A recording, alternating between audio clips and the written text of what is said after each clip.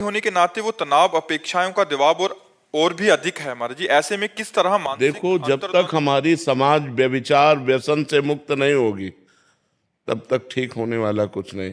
छोटे छोटे बच्चे व्यभिचार में उतर रहे हैं, छोटे छोटे बच्चे व्यसन में उतर रहे हैं। बस सबके दिमागों में एक ही बात छाई हुई है, धन मिले, धन से भोग मिले, व्यभिचार करूं, व्यसन करूं। बस इतना ही दिमाग जिसका है वो आसुरी स्वभाव वाला है, और आसुरी स्वभाव कभी तनाव मुक्त नहीं होता। उसके लिए दैवी स्वभाव की आवश्यकता है। इसीलिए अध्यात्म गरज रहा है सबको चिंता, भय, उद्वेग, शोक इनसे बचाने के लिए। आज अधिकतर लोग डिप्रेशन में जा रहे हैं। आज अधिकतर लोग सुसाइड करना अंतिम निर्णय समझते हैं। अपने गोली मार रहा है, रेल में कट रहा है, जहर खा रहा है, पंखे पे ही लग रहा है। ये क्या हो रहा है? राक्षसी वृत्तियां बढ़ रही। पर बस सबसे ज्यादा खतरनाक खेल है व्यभिचार, और उसकी पुष्टता के लिए व्यसन, और उसकी पुष्टता के लिए चोरी, हिंसा, जितने भी छल कपट किए जा सके। अगर व्यभिचार रोका जा सके तो सब रुक सकता है। अब तो बहुत गंदगी फैल रही। ये छोटे छोटे बच्चे, बच्चियां, गर्लफ्रेंड, बॉयफ्रेंड, व्यभिचार, व्यसन, तो ये समाज कैसे मुक्त हो सकता है?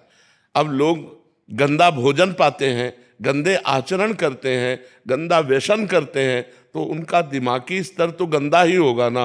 और गंदा दिमागी स्तर निगेटिव ही सोचेगा, और निगेटिव सोच कहाँ सुख प्रदान कर सकती है?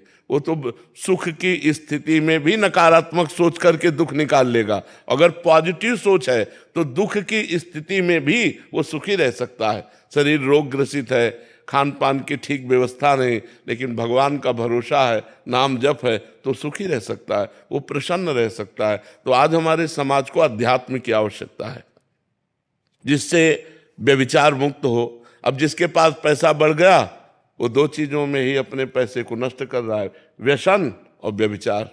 बस वो जीवन का सुख यही समझ रहा है, और ये नहीं समझ रहा जीवन का अंत होने वाला है।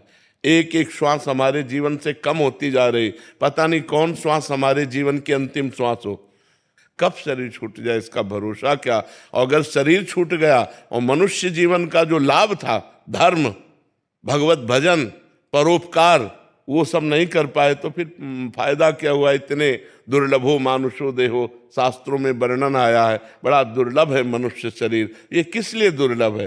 परोपकार करके, धर्म से चलकर, सत्य से चलकर भगवान की प्राप्ति, समाज की सेवा। ये बात, समाज सेवा वो कर सकता है जिसको धन चाहिए, जिसको व्यसन चाहिए, व्यभिचार चाहिए, वो समाज सेवा कर सकता है। समाज सेवा वो कर सकता है कि मुझे भूखा रहना पड़े लेकिन मेरी समाज भूखी ना रहे, मैं कष्ट में रहूं लेकिन मेरी समाज कष्ट रहित हो जाए। वो होते हैं समाज सेवी। आज समाज सेवा के नाम पर बहुत सा डोनेशन लेते हैं और अपनी वासनाओं की पूर्ति करते हैं।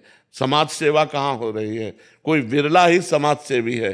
पदों का अधिकार प्राप्त जो हमको भगवान ने दिया वो समाज सेवा के लिए दिया है कि हम हजारों आदमियों को अपने माइंड लगा करके, अपने पद का प्रयोग करके सुखी कर सकूं। लेकिन आज उसका दुरुपयोग किया जाता है कि हजारों का शोषण कर सकूं। तो उसका कारण है उनके जो व्यय करने के तरीके हैं वो गलत हो चुके हैं। तो आय उनको अधिक चाहिए। 1 रुपया की कमाई है और 10 रुपया का व्यय है। तो आय और व्यय को अपने कंट्रोल करने के लिए हमारी बुद्धि शुद्ध होनी चाहिए। हमें समाज सेवा का पद मिला है, ना कि अपनी वासनाओं की पूर्ति का पद मिला है। तो ऐसे ही हम अध्यात्म के बिना, धर्म के बिना हम बहते चले जा रहे हैं, जिसका नाम अधर्म है, और जो परिणाम में दुर्गति प्रदान करता है, शोक प्रदान करता है। जो आज का समाज है, अगर शराब न परोसी जाए, मांस न दिया जाए तो उसका स्वागत ही नहीं हुआ। अगर राक्षसी भोजन न दिया जाए तो स्वागत ही नहीं माना जाता। तो ये आज का हमारा वीआईपी कल्चर बन गया है कि गंदा भोजन, अपवित्र प्रेय और गंदे आचरण, वो पार्टी मनाई जाती है।